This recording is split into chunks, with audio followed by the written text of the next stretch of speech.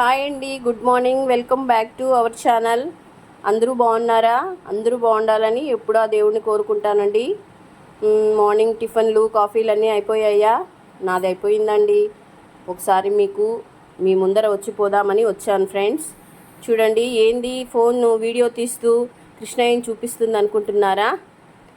మా ఇంట్లో ఎక్కువ ఆల్మోస్ట్ కృష్ణయ్య ఫొటోసు ఎక్కువ ఉంటాయండి. నాకు కృష్ణయ్య అంటే చాలా ఇష్టము. ఇంకా ఇది కాకుండా చాలా ప్లేస్లో కూడా కృష్ణయ్యలు ఉన్నారు.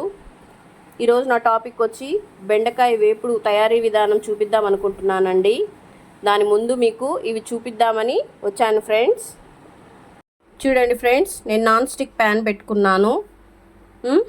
ఇది ఎక్కువ మనకు మాడదండి. నాన్ స్టిక్ అని వాడినామంటే మనము బెండకాయ వేపుడు కూడా అది చెదరకుండా ఇట్లే పీస్ లాగా ఇట్లే ఉంటుంది. మనం వేరే కడాయి కానీ పెట్టుకున్నామంటే అది హీట్కి అతుక్కుని పోయి బంకలాగా అయిపోతుంది.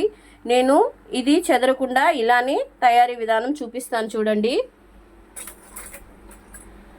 ఆయిల్ తగినంత. నాన్ స్టిక్ అయితే మనకు ఆయిల్ కూడా చాలా తక్కువ పడుతుందండి. చూడండి,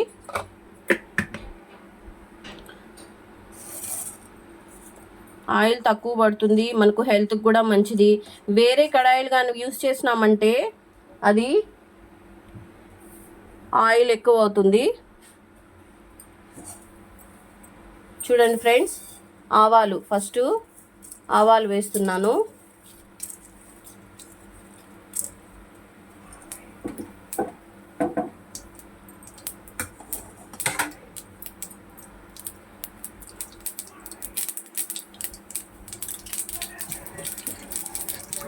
ఆవాలు వేగాయి.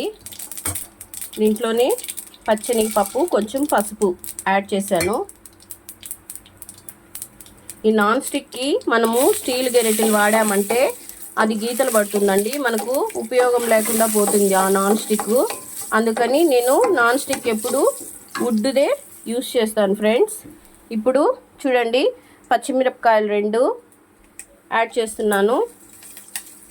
ఉల్లిపాయ, కరివేపాకు యాడ్ చేస్తున్నాను ఫ్రెండ్స్. చూడండి,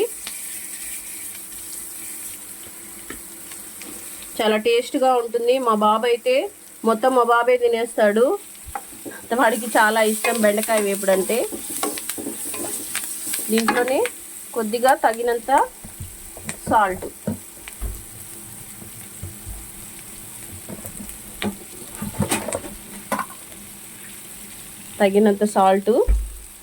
వేసుకోవాలి.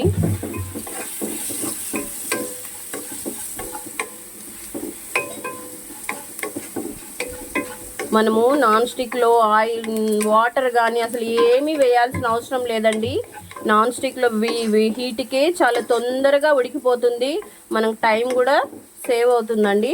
చూడండి, ఇట్లా దూరగా వేయించుకోవాలి. అతుక్కోవడం కానీ మాడడం కానీ అట్లాంటివి ఏది జరగదు. మనకు ఆయిల్ కూడా చూడండి అంత పైకి ఇట్లా వచ్చేస్తుంది. ఆయిల్ కూడా చాలా తక్కువ అవుతుంది. చూడండి, ఇప్పుడు నేను బెండకాయలు వేసేస్తున్నాను. బాగా క్లీన్ చేసి కట్ చేసుకున్నాను ఫ్రెండ్స్. దీన్ని బాగా ఇలా కలపాలి.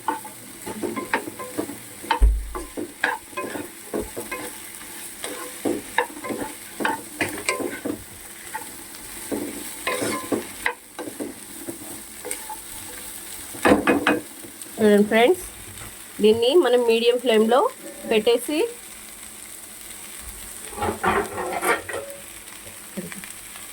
దీని మీద మనము మూత పెట్టేసేయాలి.